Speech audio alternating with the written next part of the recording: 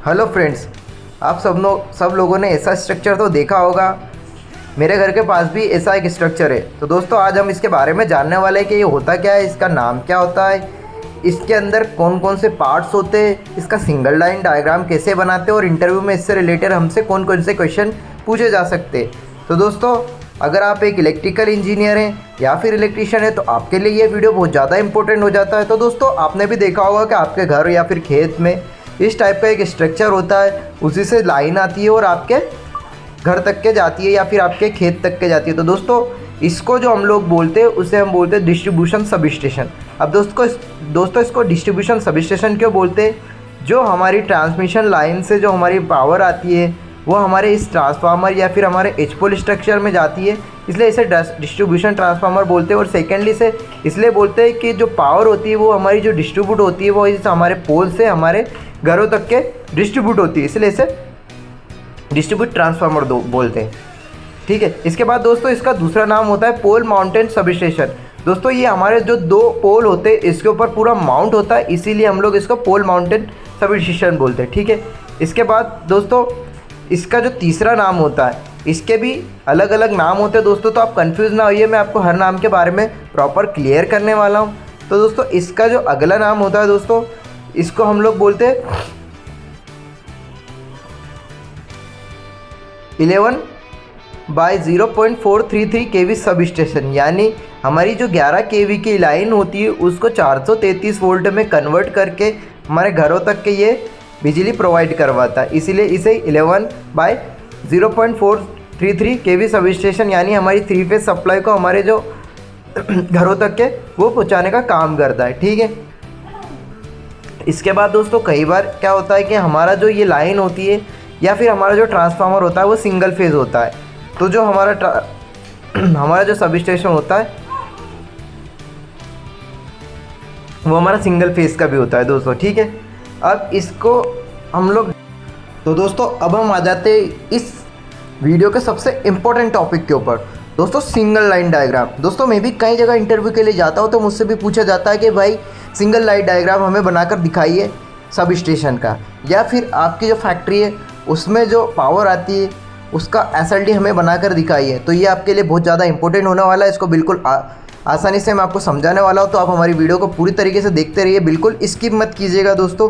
तो अब हम देखेंगे कि हमारा जो सिंगल लाइन डायग्राम होता है, हमारा जो एच पोल स्ट्रक्चर होता है वो कैसे होता है, उसमें कौन कौन से इक्विपमेंट्स लगे होते हैं, क्या काम करते हैं, कैसे उसका इंस्टॉलेशन होता है, ये मैं आपको बिल्कुल डिटेल से अब बताने वाला हूँ दोस्तों। ठीक है, तो फ्रेंड ये आ चुका है आपका डीपी स्ट्रक्चर।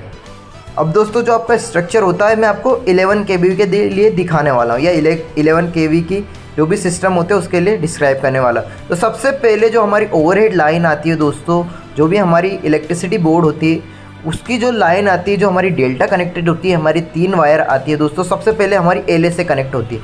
अब दोस्तों आप बोलेंगे एलए क्या होता है? तो दोस्तों एलए होता है लाइटनिंग अरेस्टर। लाइटनिंग अरेस्टर का काम होता है हमारा जो ट्रांसफार्मर होता है उसे जो लाइटनिंग स्ट्राइक होती है उससे बचाने के लिए, या एज अ सेफ्टी काम करता है जो आकाशीय बिजली होती है उससे बचाने के लिए। इसके बाद दोस्तों आपकी जो तारें होती हैं वो जाती है आपके एबी स्विच।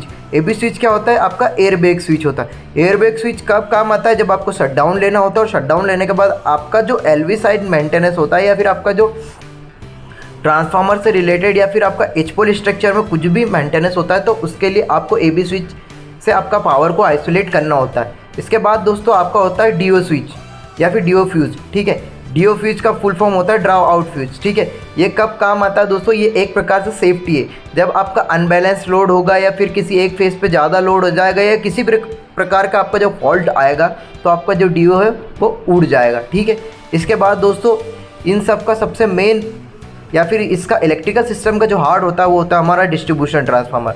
अब हमारा जो डिस्ट्रीब्यूशन ट्रांसफार्मर होता है वो क्या काम करता है? आपका जो डिस्ट्रीब्यूशन ट्रांसफार्मर जो आपकी 11 kV की लाइन आपकी जो ग्रिड से आ रही है इसको 433 वोल्ट में कन्वर्ट करके आपके जो घर है या फिर खेत में जो भी आपकी मोटर है या फिर इक्विपमेंट्स है उसके लिए भेजेगा। ठीक है, तो आपका डिस्ट्रीब्यूशन ट्रांसफार्मर ये काम करता है।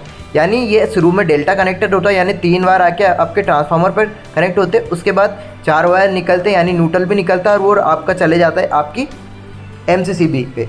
MCCB यानी मॉडल केस सर्किट ब्रेकर, ये आपके डीपी स्ट्रक्चर में ही लगी होती है। ये क्या करता है, ये एक प्रकार की सेफ्टी डिवाइस है प्लस आपकी एक प्रकार की स्विचिंग डिवाइस है, यानी ये आपकी एलवी साइड के पावर को आइसोलेट करने का काम करता है। दूसरा, अगर कोई एलवी साइड प्रॉब्लम आया है या फॉल्ट आता है तो उसको रेक्टिफाई करता है, देन आपकी ट्रिपिंग प्रोवाइड करता है। तो आपका एच पोल स्ट्रक्चर ये होता है, ठीक है।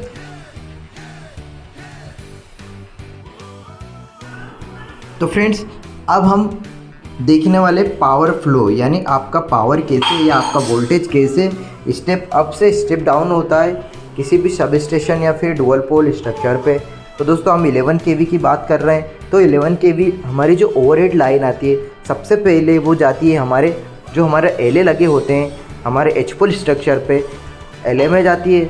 एलए के साथ क्या होता है दोस्तों, हमारा जो एलए वो हमारे अर्थिंग के साथ कनेक्ट होती है, ठीक है। तो आपकी अर्थिंग के साथ कनेक्ट होगी तो हमारी जो ओवरहेड लाइन में लाइटनिंग स्ट्राइक होगी वो सीधे ग्राउंड हो जाएगी। इसके बाद दोस्तों, हमारी जो वायर होती है, हमारे जो तीनों फेज़ होते हैं वो हमारे फेज आगे कनेक्ट होते हैं हमारे AB स्विच से।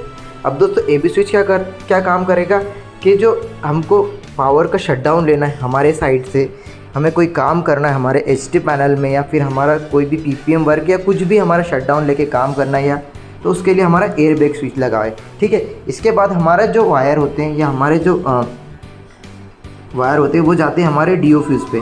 अब DO फ्यूज़ क्या काम करती है, ये एक प्रकार का सेफ्टी डिवाइस है। अगर किसी भी प्रकार का कोई हमारा लोड अनबैलेंस या फिर हमारा जो फॉल्ट या फिर हमारा कुछ भी होगा तो जो हमारा DO फ्यूज़ है वो उड़ जाएगा, ठीक है, जिससे हमारे जो इक्विपमेंट होते हैं उनकी सेफ्टी हो जाएगी। इसके बाद क्या होता है दोस्तों, DO फ्यूज़ के बाद में हमारी जो वायर्स होती हैं वो जाती है हमारे ट्रांसफार्मर में। अब हमारा जो ट्रांसफार्मर है वो हमारा स्टार डेल्टा ट्रांसफार्मर होता है मैक्सिमम जगह पे, ठीक है, या फिर डेल्टा स्टार होता है, यानी प्राइमरी वाइंडिंग होती है डेल्टा में कनेक्टेड, सेकेंडरी वाइंडिंग हमारी स्टार में कनेक्टेड होती है, यानी हमें 4 वायर मिलते हैं, ठीक है दोस्तों। इसके बाद क्या होता है, जो हमारे ट्रांसफार्मर होता है उसका जो न्यूट्रल है उसको हम लोग क्या करते हैं, अर्थ कर देते हैं। आपने ST में देखा होगा कि बहुत सारे अर्थिंग बने होते हैं, तो वो हमारे जो ट्रांसफार्मर होते हैं उसके अर्थिंग होते हैं, हमारे एलए के अर्थिंग होते हैं, प्लस हमारा जो एच पोल स्ट्रक्चर होते हैं। इसके बाद जो हमारा 11 kV वोल्टेज होता है वो हमारा 433 में कन्वर्ट हो जाता है और वो जाता है हमारे MCCB में। MCCB में जाने के बाद दोस्तों, ये हमारा पावर हमारे जो कंज्यूमर होते हैं वहाँ तक के पहुँच जाता है।